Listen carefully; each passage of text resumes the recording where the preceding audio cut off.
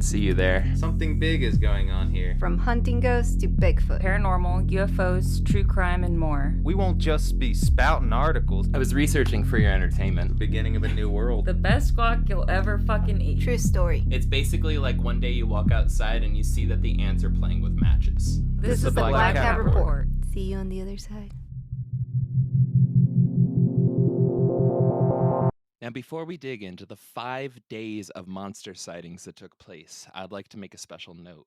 What distinguishes the Van Meter visitor from other cryptid encounters is not just its physical appearance, but how the story builds.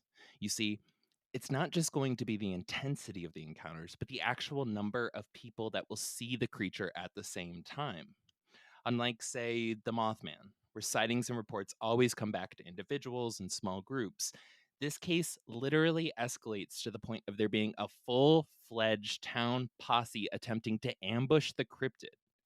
And what happens when they do this, in my opinion, does not disappoint. With that said, welcome everybody to episode 34 of the Black Cat Report. My name is Gil, and I'm joined by the international Betsabe. Hola.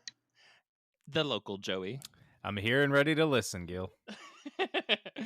And the beautiful Selena is sleeping in prep for her shift super fucking early tomorrow morning. Now, first things first. I'd like to give a shout out to our main reference for today's episode, The Van Meter Visitor, A True and Mysterious Encounter with the Unknown by Kevin Lee Nelson, Noah Voss, and Chad Lewis.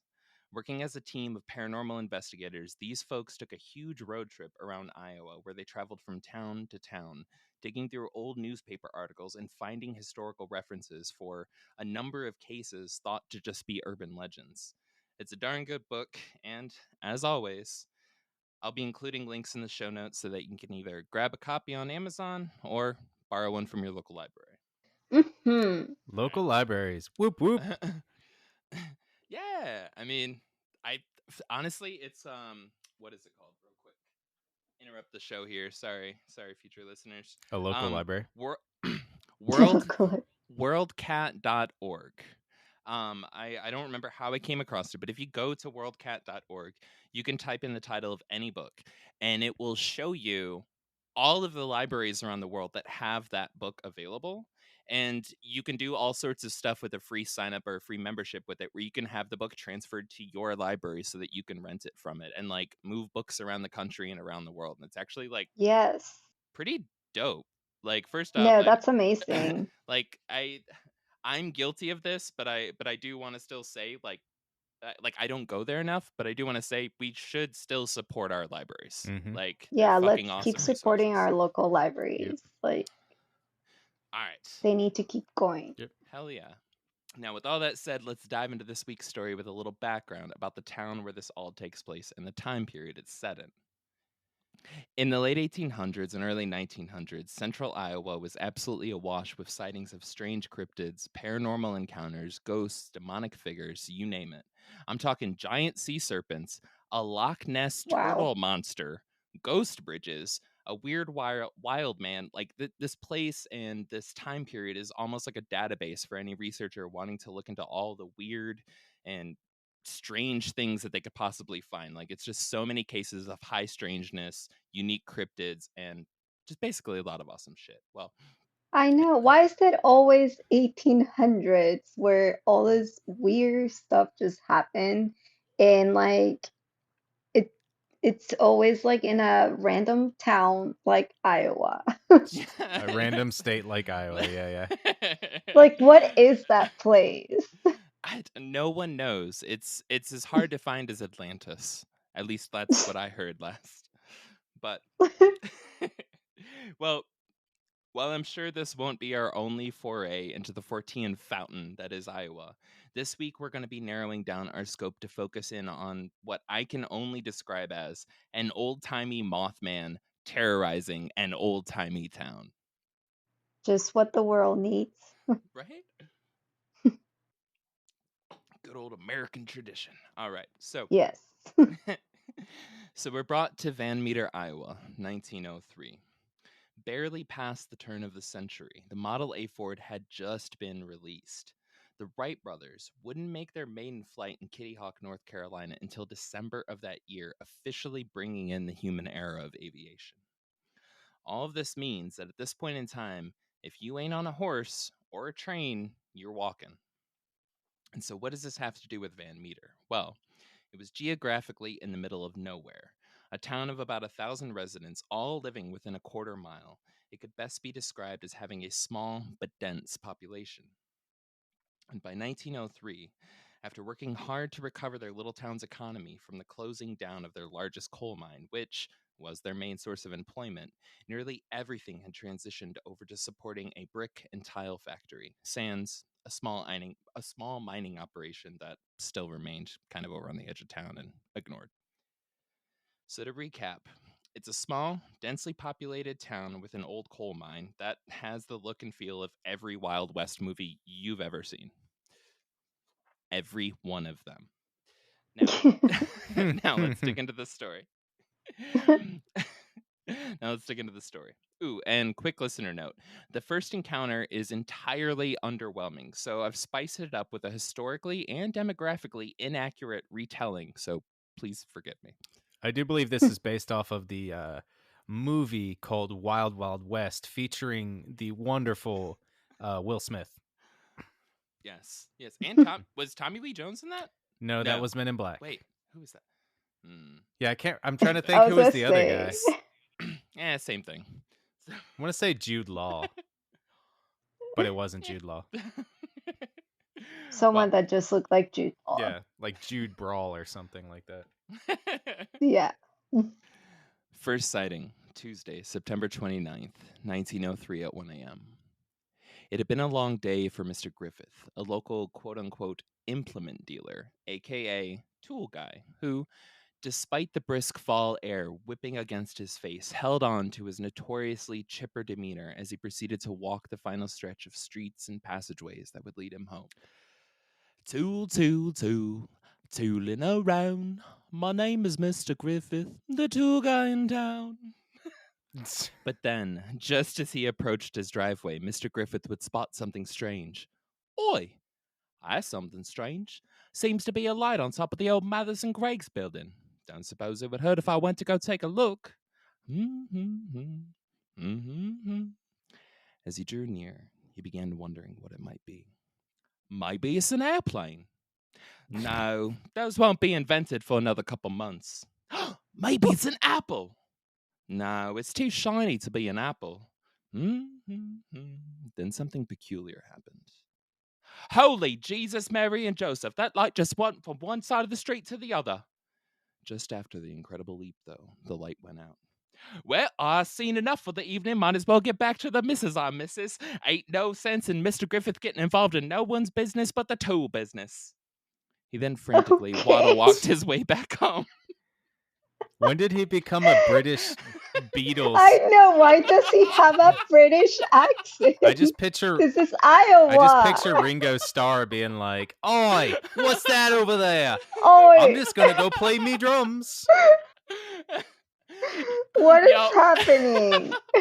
Okay, first off, none of the records say that he wasn't British. That's one mark. Okay. Second off, the actual retelling of the first encounter is so boring. It's a guy. He's coming home, sees a light, walks towards the light. The light moves to the end of the street. He's like, goes home. Super fucking boring. All right, I'm doing this for you. Also, rewind the tapes. I already apologized. I love it. To be fair, that would be a story that I would tell. I would just come home and just be like, yeah, I know, that's light, so you. And there's not really much detail, so it's fine. It's whatever. Whatever. And I'm just like, please give me the details. Those are the details. No, thank you, Gil. I love the British accent. It's great. Keep it going, even though it's in Iowa. Like, why? Okay. Doesn't make sense, but that's cool. I cannot emphasize enough. This story will pick up in intensity of encounters. But dear God, it's a slow start for that first story. All right. So, anyway. So you're saying that British people are more fun because that's why you switch his accent. Well, the internal commentary, much more funny. No, it is. I agree. I've been saying this for years. I've been saying this for Sounds better if you're years. British. Fast forward now to the next night, Wednesday, September 30th at 12:30 a.m. Less than 24 hours after Mr. Griffith's vague sighting of a strange light jumping from one roof to another, there would come to be the first clear encounter of the monster now stalking Van Meter. Dr. Alcott, described at the time as quote unquote a plucky little fellow, was resting peacefully in his bed located on the second floor above his office. Without warning, an intense light flooded into his room, striking him in the face and shocking him awake. With one swift motion and no hesitation, Dr. Alcott wrapped his tiny hands around a quote, gun of immense proportions and proceeded to run down the stairs, ready to deal with whatever the hell had woken him up. Bursting through the door, gun drawn, probably in his underwear, Dr. Alcott found himself standing only feet away from the last thing anyone would expect to see. An 8-foot-tall, bat-like humanoid with a large horn coming from the center of its head. Now, here's where it gets even weirder. The intense light was coming from the end of the horn. Well, Wow. this is fucking weird. Well, Dr. Alcott, clearly not someone to fuck with, proceeded to unload 5 rounds at point-blank range into the beast. When the cool fall breeze quickly pulled the smoke away, Dr. Alcott was left standing in horror as he realized the monster hadn't budged an inch. With 1 round left in his 6-shooter, Alcott took off, running back into his house where he frantically locked every door and window before hiding in his room until morning. Wow. Okay, but like, is this a true story? This was, and I can't emphasize this enough. Okay, so that team of paranormal investigators, researchers or whatever like that, they found newspaper clippings from all around the state documenting the stories coming out from this specific time period. Like they went through and dug up the story and they were like, wait, what the fuck? And they just found out about all these crazy events. I also really would like to emphasize here, a lot of these folks later become incredibly well-respected members of the community, right? Like this doctor, the only doctor in town. I mean, that The only one that also in not Iowa. I'm not sure if that qualifies him as very well respected or just like nobody's allowed to question him. But the point is, I know, because he's the only one. yeah, he's the only one. He's also one of the most dangerous people in town. I just want to emphasize, what the hell kind of doctor reacts with a handgun when he gets woken up at night? The doctor with the tiny hands. Like, Oh, this doctor scares them. Like, you are not allowed to make night calls with this doctor. Like, hey, gotta respect his time. he just like immediately, who the fuck woke me up? There's a goddamn son of a bitch. I'm gonna blast you away. Get back here. Like, I'm just like, what the fuck? This tiny doctor is just fucking going off. But I mean, wouldn't you? I mean, if you're the only doctor in town, accidents might happen at 1 a.m. Maybe don't they have like the Hippocratic oath, like do no harm? I don't know. It's confusing. But to be fair, he's in the right place at the right time, because if it was a person trying to intrude on his house, he could have just sewed him right up after he shot him 5 times. So he would have been. That's true. The criminal is like breaking into the right house. That's true, but in all fairness, he ran outside to confront the criminal. The criminal never went into his house. He's in He Iowa. just saw a light. He's in Iowa. It's true. That's true. Yeah. That's true. Anyways, okay, so by the third night of the monster's rampage, Thursday, October 1st, word of Mr. Griffith's and Dr. Alcott's encounters had spread across the tiny Iowa town. While some viewed the stories as an hallucination, many felt that they may have been an exaggeration of encounters with ne'er-do-wells, potential bandits lurking around town. And this was the mindset of one young man, future bank president and future mayor of Van Meter, Clarence Dunn, aka Peter. I have no clue why his common name was Peter. As he made his way,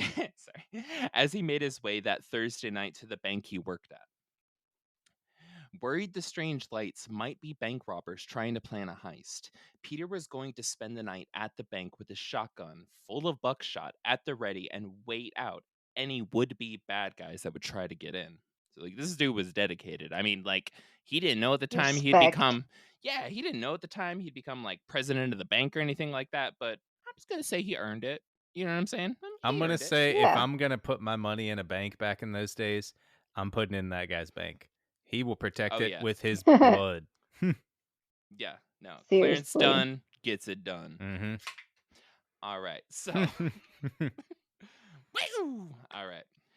All was silent as the hours passed, the town's clock tower sounding out the hours with a steady, if not dragging, reminder of the boredom his adrenaline once stoked to anticipation. Well, as with the 2 nights before, the tower would come to strike a single bell, 1 a.m., and the time would not disappoint. On the tail end of the bell's toll, Peter heard a sound rising of what he later described as either a human or an animal being strangled. Confused and gripping his shotgun tight, he barely had time to take a step towards the windows before being made disoriented by a powerful beam of light hitting him in the face. Moments passed, and his eyes began to adjust to the reality that there was something large in the lobby with him, rapidly moving throughout the room, first in a scanning motion, before finally darting straight towards Peter. He raised up his gun, took aim, and at point-blank range, fired, shattering the windows behind the beast, but just as rapidly as it had darted through the room, it disappeared, out through the busted windows. Jeez. Convinced he had hit the creature and likely killed it, but too scared to go check, Peter waited, shotgun in hand, for the next 6 hours until finally the morning sun rose. With the new day's light bringing a renewed confidence, Peter proceeded to make his way outside, hoping to find the body of the beast. But upon reaching the window he had blown out, all he found was a set of 3-toed tracks, of which newspapers at the time reported casts were made. They've since been lost, but a lot of newspapers reported them being made, and like photos Yeah. and shit. You remember in the Pemex invasion or the Pemex UFO Yeah. incident? They also had three Mhm. three-toed little tracks around that they saw too as well. That's a damn good point. We're gonna have to look up, not to give any spoilers, but we're gonna have to look up if there's any coal mines near Pemex. Mm. All right. So to do a quick recap, over the last 3 nights, there have been 3 separate witnesses to the beast, 2 of which have shot it at point-blank range with no effect. And each time the creature has appeared, it's been around 1 a.m. We've also learned that if you have a late-night medical emergency, do not go to Dr. Alcott's house. Motherfucker is Obviously. crazy. Well, this all brings us to the next set of encounters. Well, Peter blowing out the front windows of the bank only raised tensions in Van Meter. Again, this is a really small town, and that is their only bank. Everyone who lived there or traveled through it had to have asked about why the windows were smashed out like Nike Town in Seattle. Rumors grew, and so did fear. And while clearly there is no absence of gun lovers in this town, at this point, many that evening would be pulling them off their gun racks and going to bed with them loaded and sitting on their nightstand, ready for any scenario. Like, I can't emphasize enough from like reports at the time, people were freaking the fuck out. Like at this point, For there's sure. been 3 consecutive nights of this. One of them is somebody who obviously is well respected. I mean, they're eventually going to go on to become bank president or CEO or whatever, and then they're going to become mayor. Like they're really well known in town, right? Another one's the town's only doctor. Another one is an implement / I don't know, tool guy that for some unknown reason was just getting home at 1 a.m. from selling tools. I still can't figure out He's a drug why dealer. somebody's selling. He's a drug dealer. Maybe he got that good 1900s cocaine. Yep. Oh yeah. So I've Good stuff. why the hell is Mr. Griffith just getting home at 1 a.m.? I don't know. Either that or seeing his That's the real mistress or question. something like that. Whoa, see, that's how rumors start. Oh, I think he's dead now, so I don't think it matters. Mr. Griffith is a damn good man, and I will not have you sully his fine name. Yeah, that's his reputation. True. He was out practicing with his quartet. His implements. His implements. Well, Ready for any scenario. As was the case with one Mr. White. No, not the same Mr. White you just thought of, unless you didn't just think of him. Anyways, co-owner of the Fisher and White hardware and furniture store located in town, Mr. White lived and slept above the store. Well, normally he'd feel comfortable and content, safe in his small apartment. That night, Mr. White was left alone to fight off the anxiety of every bump, breeze, and raindrop that met the timber of the shop as he slowly drifted to sleep. His fear wouldn't be wasted. Shortly before midnight, his paranoia would soon find purpose when a loud rasping noise, which I don't understand what that is, would startle him awake. Jumping up from his bed, gun in hand, he ran over to and opened his second floor bedroom window. As he gazed out along Main Street, looking for the source of the sounds, his eyes brought him to the reality that standing on a telephone pole, only 15 feet away from him, was a huge, dark figure. As was tradition in Van Meter, Mr. White lifted up his firearm, took aim, and let off a round directly at the beast. And, as was tradition with the beast, being shot didn't do a damn thing except, quote, wake it up. The beast then turned and looked directly at Mr. White, light on its horn shining straight at him. It was at this point Mr. White would report later that two things happened. The first, an overwhelming terrible odor filled the air. The second, his mind became hazy and he lost memory after this. Now, I'll admit, upon first reading this account, it sounds more like either A, it was all the dream, or B, he reacted the way I would have, by shitting myself and then passing out. But no, there's more to this. I mean, who wouldn't? I would have just straight up shit myself and passed out. Like, just, Yeah. oh! That's Like, a valid way to react to gone. that. Just gone. Could you imagine you're on the second floor of a building, you look out the window, you're like, where the fuck is he? Where the fuck is he? And then you like kind of just casually look over to the right and he's like literally like eye level next to you and you're like, shit. Oh! Like you're out. Like you're done, son. You're done. I just think this thing was very horny, so he just. Wow. Wow. Accurate. All right. When Mr. White fired his gun, it woke up another shop owner, Sidney Gregg, who was also sleeping in his store just around the corner. When the shot rang out, Mr. Gregg jumped from bed and ran out the front door, only to see a massive creature climbing down a telephone pole the way a parrot climbs down a branch with its beak. Yes, it's as weird as I just said. Have you ever seen a parrot just kind of like going down a tree? Yeah, everybody's shaking their heads. Okay, so that's what this thing was doing. It was climbing down a telephone. So weird. And then once it got to the bottom, it was standing on two legs. Also fucking weird. Anyways, once the beast was on the ground. This whole episode is weird. Hell yeah. Once the beast was on the ground, it stood up straight and proceeded to use what I assume scientists call its headlamp horn thingy to search around the area. The strange beast took its time, using its built-in spotlight to look around the town before finally spreading open its massive, featherless, bat-like wings and flapping them as it took huge leaps and bounds away like a kangaroo. This thing's fucking weird. And then then the guy looking through the window turns to his right and just sees this old lady smoking in a rocking chair going like, I do see that too. And he's like, oh, that's what the raspy noise was. Third night now. That's the third night now. Yep. Yep. Cracks open a tall boy. Yep. All right, so now all this brings us to Saturday, October 3rd. Less people are taking this as a joke. The town is now near full panic mode and wondering what the hell this creature might be.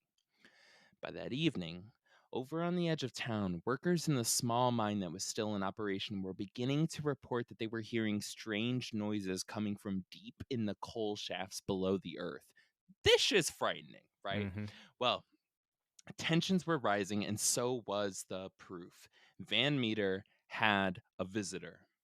Now that night, the very sounds the miners had been reporting started bellowing out from the entrance of the old decommissioned mine, which was located right next to the brick and tile factory. Now, to give you an idea of just how loud these sounds were, they could be heard at a brick and tile factory. Now, I've never been to one of these, but there's no way in hell that these places are quiet.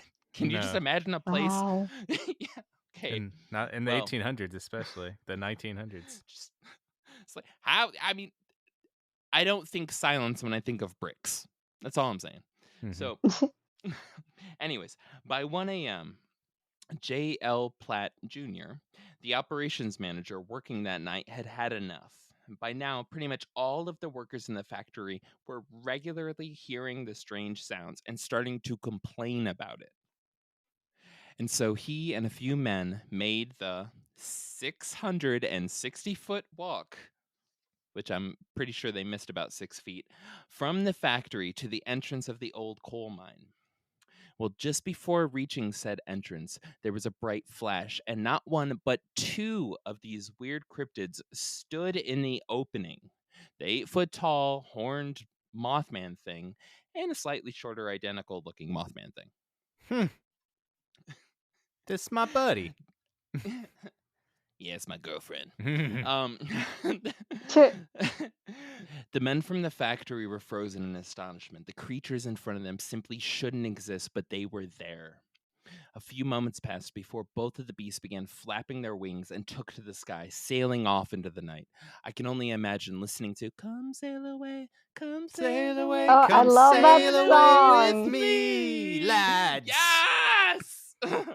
I almost included that sound clip, but then Selena was like, I don't know if you should. And I'm like, but we can. And she's like, I don't know if you should, but do it if you want to. And then I didn't.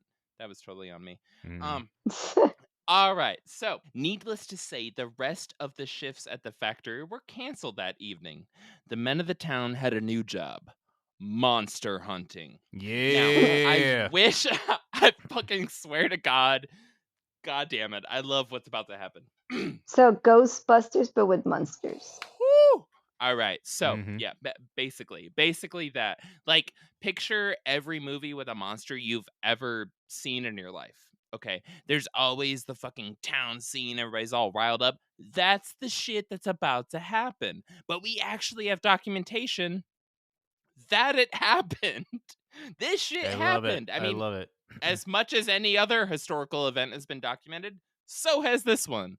That shit's fucking great to me. Amazing. I'm fucking here for this shit, bro. All right. So, now, I wish what I'm about to say was an exaggeration of what happened that night. But according to a local newspaper reporter who showed up, interviewed, and documented what went down, this shit really happened. Armed with the knowledge of where the beast lives, and now knowing there's two of them, the men of the tile and brick factory rushed home, grabbing their biggest guns, and proceeded to wake up everyone in town, besides Dr. Alcott, I'm assuming, since no one was reported shot that night. Anyways, the plan they hatched was simple. Turn on every goddamn light in town for the few folks they left behind to keep watch, while the new mob of hundreds of armed men set up an ambush outside of the entrance to the old coal mine. This shit is full on torches and pitchfork style mobbing, and I'm fucking here for it, baby. Woo! Oh my God, Gil, is that an God. AK-47? Hell yeah, it is, Joey, and we're fucking going in there. Yeah, brother. my Yeah, God. brother. Yeah! America. All right. So, Iowa. I know. All right. So, fucking yeah. All right. So, pretty much every guy that can hold a gun creeps into position and hides in the trees and bushes around the coal mine entrance, and they wait. And they wait. And they wait. And they wait. Until finally it's 5:46 a.m. and the motherfuckers come home. Now, here's where it all pops off. The creatures land and start walking towards the coal mine cave. All of a sudden, The serene calm of the morning is ripped apart as every gun there opens fire. Thousands of hot shells crashing, flying everywhere, bouncing on the ground. It looks like the breath of the devil himself as the air burns with peppery tastes of gun smoke, consuming everything visible. The monsters, they begin shrieking with a piercing scream as the acrid smell that once knocked out Mr. White only days earlier begins overtaking everyone's senses. And then the smoke clears, revealing the monsters still fully intact, still walking towards the entrance of the coal mine. Needless to say, the Van Meter Visitor Committee, aka Monster Hit Squad, stood in silence, completely flabbergasted by what they had just seen.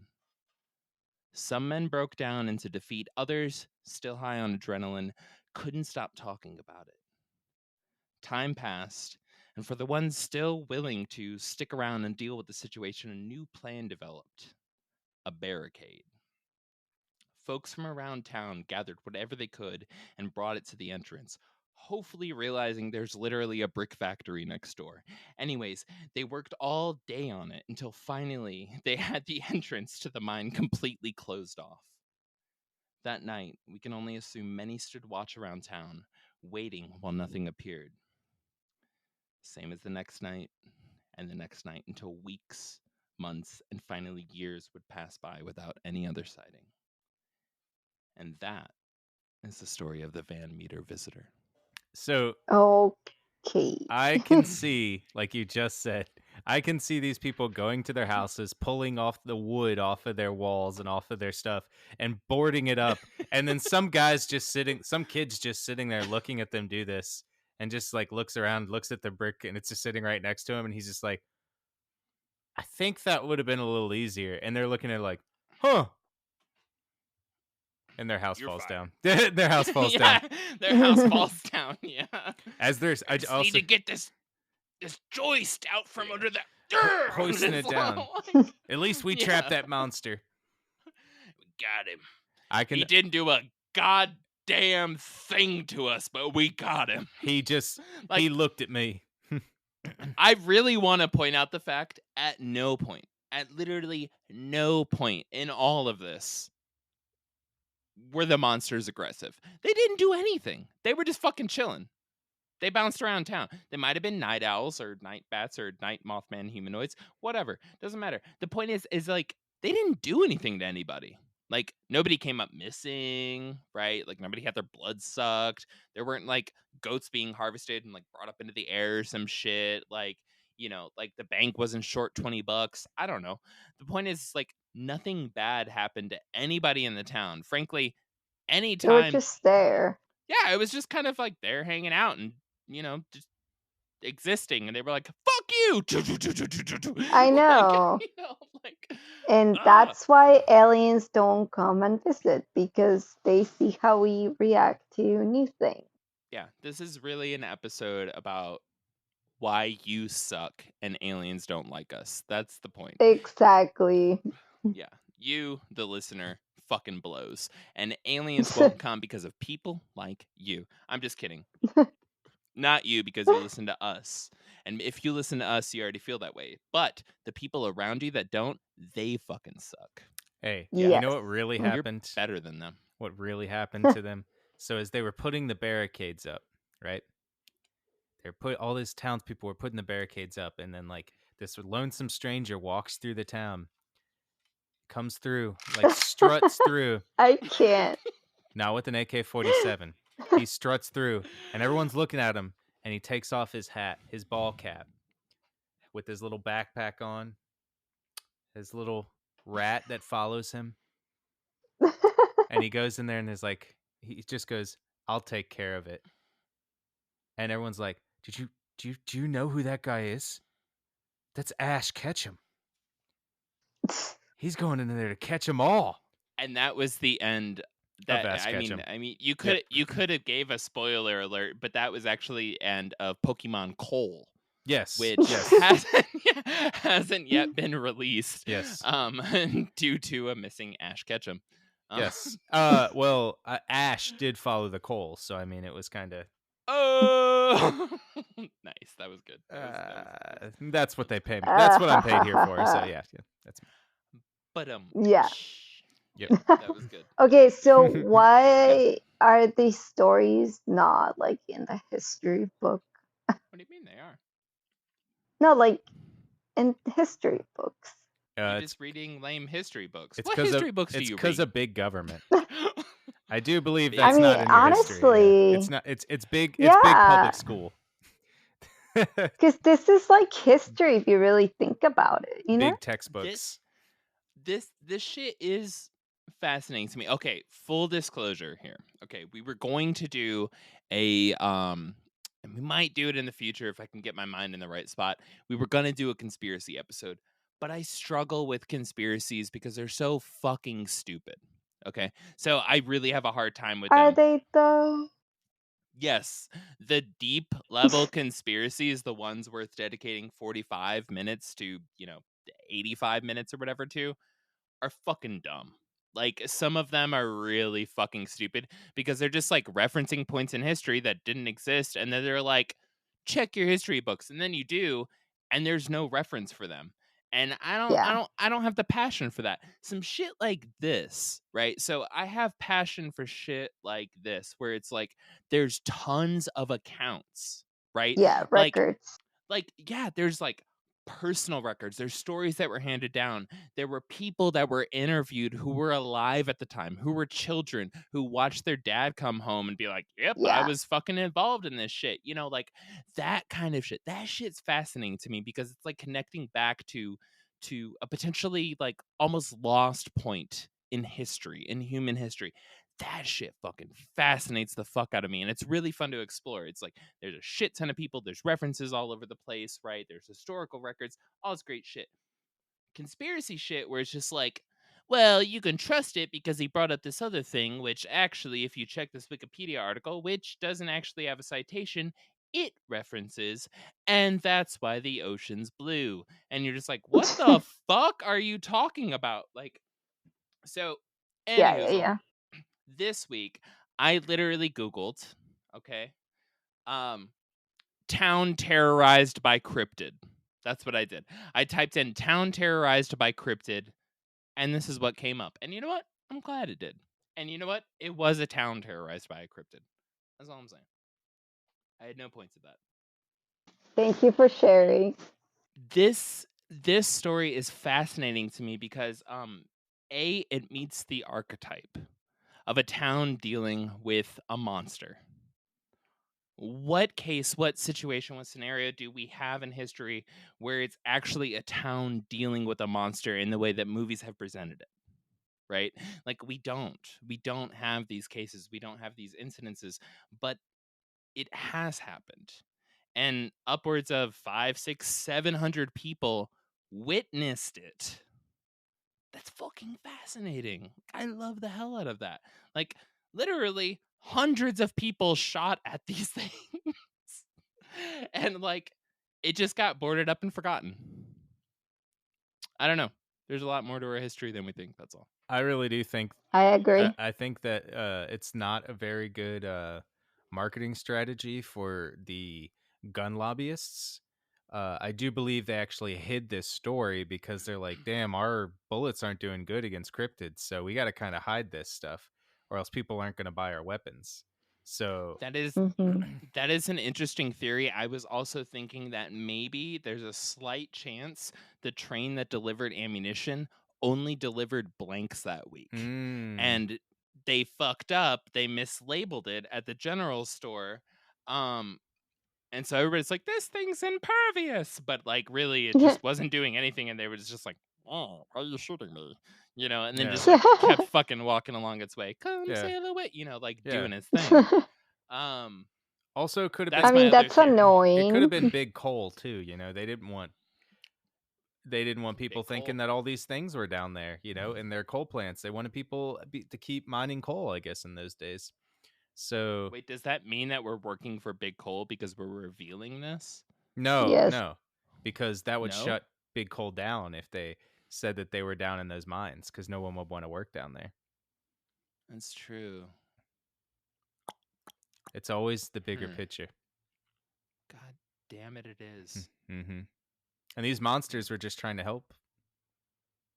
Oh. Literally not doing anything, just flying around, horny, and advertising it. Horny and lighten. And horny and lighten everything up. Yeah. I mean, if you think about it, that's history all the time.